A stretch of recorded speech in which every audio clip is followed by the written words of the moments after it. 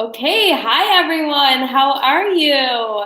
I'm Jessica, and I'm the social media and community manager at University of the People. It's so nice to be here today with all of you. We have a very special guest. Her name is Brielle. Hi, Brielle. How are Hi, you? Jessica. How are you? Hi, UoPeople community. It's so nice to have you here. Okay, Brielle, we'll go into the interview in just a moment. I just want to say a few things. So it's the first week of the new term. So welcome to all our new students and old students. We hope it's all going well. Remember, if you have any questions, you can always contact your program advisor. You can reach out on social media. We're always happy to help in any way possible. This is what we're here for. If you have any questions during the live, please feel free to answer them. I'd love for our students to let us know what you're studying. And for our applicants, why don't you let us know where you're from so we can differentiate the two? So this is a UoPeople Wellness Talk. It's a new series. This is the second in our series. So I thought because today is International Yoga Day, we would interview Brielle Collins, who is the founder of PracticeStrata.com. So without further ado, I'm going to pass it on to you, Brielle. Hi, how are you? Hi, happy Yoga International Day. Hope everyone is doing well. Thanks for Oh having wait, me, Jessica. I forgot to say something. Sorry to interrupt, but it's very Sure. important because I brought my yoga mat just for the occasion. Beautiful. It looks like a beautiful yoga mat. It's a very beautiful bag. Anyways, okay, so Brielle, sorry, I got sidetracked. Okay, so Brielle, why don't you take it from here? Let's just find out a little bit about yourself, about Sure. the online yoga studio you started, and why you Sure. decided to start it. Okay, well, thanks for having me. So yeah, just for about 3 years, I had a physical yoga studio, a brick and mortar. We had a physical space and a big international community. And then COVID hit and it affected my business like it affected so many others. So I basically thought pretty quickly, how can I still maintain our community? How can I support all the students in the community? Everybody sort of moved around. I'm sure people all over can resonate with this. Like people have been relocated, people moved back to their parents' house, people have left cities for all sorts of reasons. So in a very short amount of time, I had to sort of problem solve. And the thing I'm trying to solve was, how do I keep a community together? How do I continue to offer yoga and these incredible tools that, let's face it, we need now more than ever? And from there, I created the online yoga studio. And it's yoga, it's wellness, it's meditation, it's breath work. It's not just me. It's basically, we took all of the teachers and all the classes and all the workshops that we had in the physical space, and we just brought it online onto our online studio. Amazing. So I encourage everyone to go to www.practicestrata.com. It's my understanding that you also do a 7-day free trial so people can get a taste of the site. So I did put in one of the comments, I did put a link. So I encourage everyone to go check it out. Let us know what you think.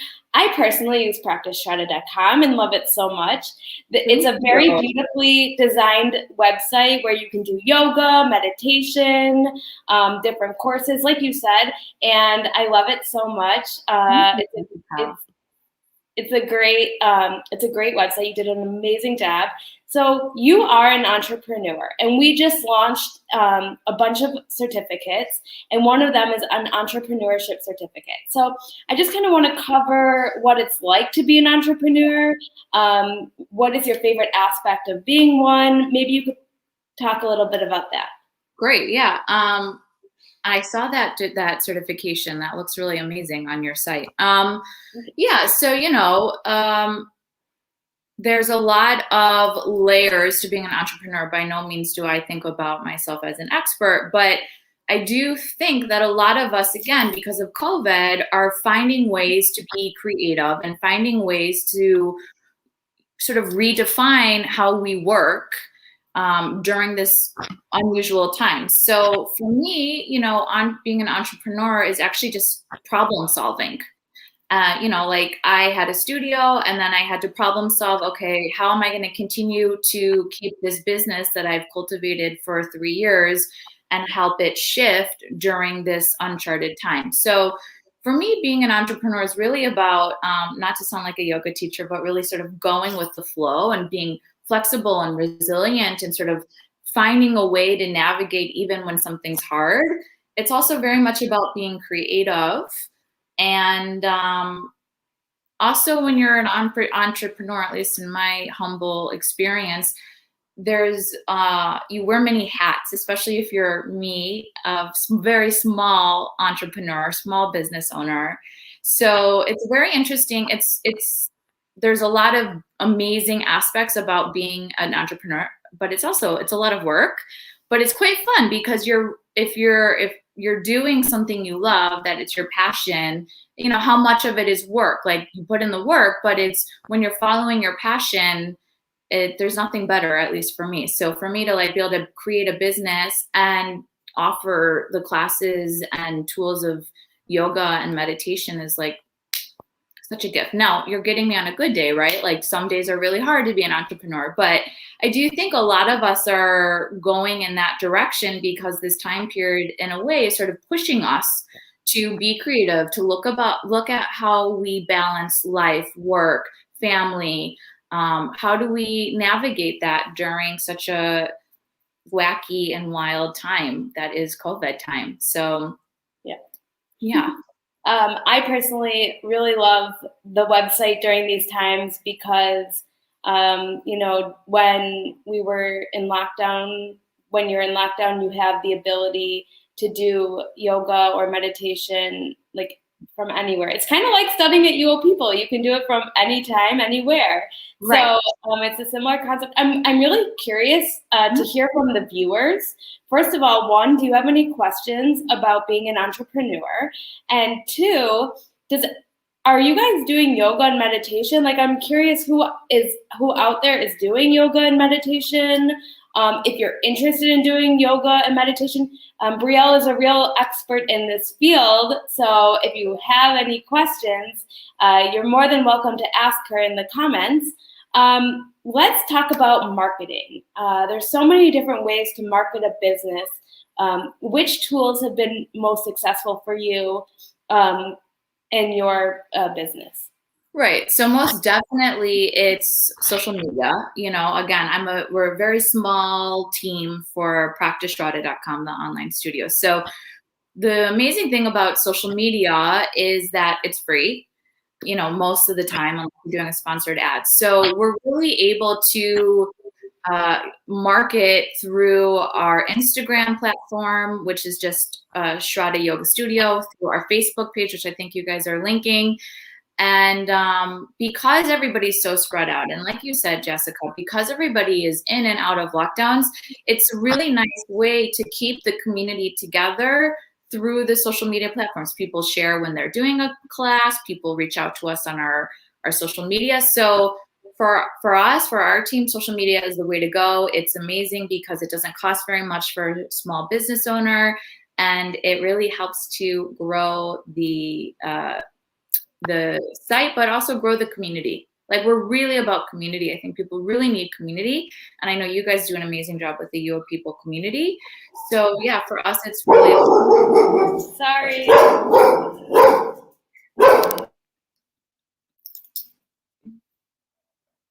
Okay, it's all good. That's just my dog. He wanted to be in the live event. So no, you can't be in the live event. Okay, back to you. Sorry, namaste. We'll get recentered. Okay, I'm just joking. So I'm sorry you were interrupted. I did see Amber.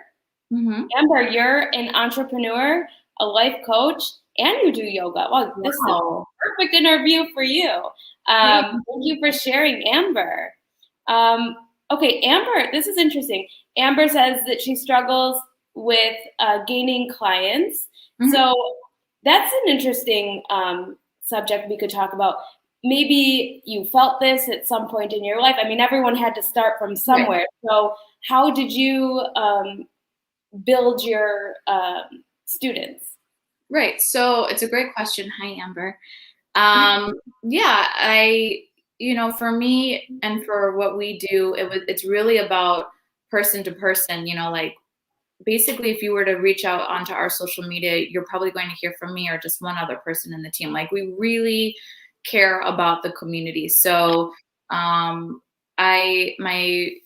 response would be like I sort of started small and I just really cultivated connections with the students. Like even, Jessica reached out to us because she loved the site. So like we really take it seriously. We're not just this sort of abstract online site. We're a real community that's trying to offer yoga, meditation, and wellness and health tips from real people to real people. Like, so I really think if you just sort of step by step, or at least for what we did, really step by step, we started small. We had a small studio. It grew. It was word of mouth. People really felt connected to the teachers. They felt connected to one another in the community. And then slowly but surely, it sort of ripples out to grow.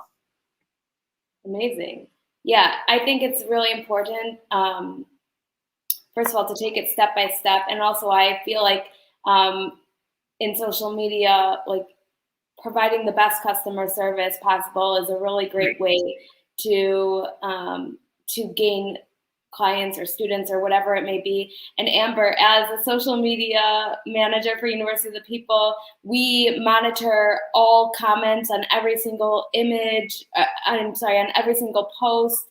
We respond to every single message, all across social media. So this is also a really great way to engage with your community and build your community, and to really care. I'm sure you do, Amber. I'm sure you care. But I think that's really also important. I know Brielle really cares. Okay, we're going to shift it back to entrepreneurship. So maybe Brielle, you can tell us how a certificate in entrepreneurship. In entrepreneurship from University of the People can benefit businesses. Sorry, I'm just going to add one more thing. Sorry, not to cut you off. So for those of you who don't know, about a week ago on Tuesday, we launched 9 new certificates. So they're all posted on our website. We'll provide links for you as well. We'll provide an entrepreneurship link in here at the end. But we did launch 9 new certificates, one of them being an entrepreneurship one. So I was just wondering, Brielle, how a certificate in entrepreneurship, could benefit your business or anyone's business. I mean, I looked at it. I want to, can I apply? It looks amazing. Yeah, you can. It's for everyone. Wow. Yeah. So, being an entrepreneur is a lot of work.